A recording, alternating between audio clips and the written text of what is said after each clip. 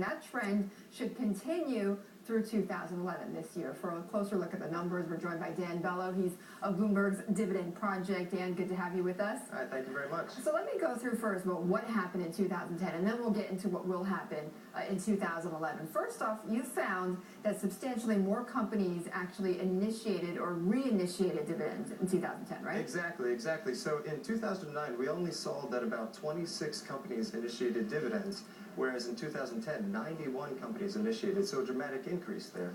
On the other end, we saw far fewer companies discontinue dividends, where about 76 discontinued in 2009, only 10 in 2010. And why was this? Just an expansion of their balance sheets, or what?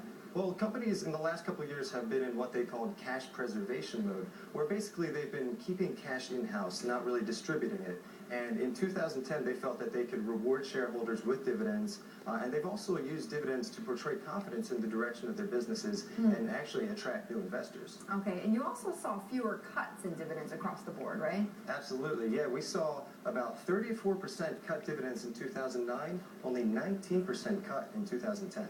Only 19%. Yes. Okay, and again, that had to do with the cash preservation part of it, but also that things were looking up, right, for several companies. Okay. Sure. And talking also about the higher number of special cash dividends in 2010, what did that tell you? Well, we saw that almost twice as many companies paid special cash dividends in 2010 for the same exact reasons. They wanted to reward shareholders before the end of the year. And actually, one main reason for that was the impending tax changes that were potentially happening in 2011. But now the Bush tax cuts have actually been pushed back. So that's no longer the issue. Right, so that might not happen then in 2011 then, right? Yeah, we're not exactly sure what could happen with special cash dividends. It should be interesting to see. Okay, so for 2011 then, are we going to just see an increase in this momentum, or what's going to happen? Well, yeah, we believe that there's still companies that have not yet increased their dividends. And one of those industries is actually the commercial banking industry. In 2010, they actually expressed their interest in increasing dividends.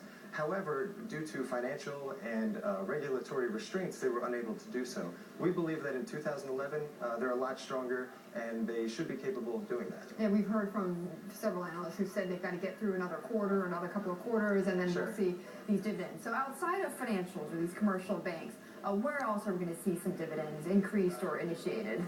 In the first quarter of 2011, we're forecasting that 38% of the utility companies, which is a sector that's actually usually known for high dividend yields, will increase dividends. To follow up technology, which was just discussed, we believe that 32% of the companies will actually increase dividends. And what's actually interesting about that is that technology companies saw some of the highest year-over-year growth in 2010 in dividends, and actually represented a large amount of those initiations. But why would they increase their dividends when there's so much talk about how much capital spending they need to do, so much capex in the technology area? Well, again, there's still that interest in attracting new investors, and companies aren't really sure exactly with all the extra cash that they do have. Yeah, they want to go into mergers and acquisitions, maybe potentially share buybacks, but right now the stock prices are appreciating to a level where perhaps that's not the most efficient way to utilize their cash. Interesting. Dan, thank you very much for that analysis. To get some of the numbers on that. Dan Bello of the Bloomberg Dividends Project. And up next,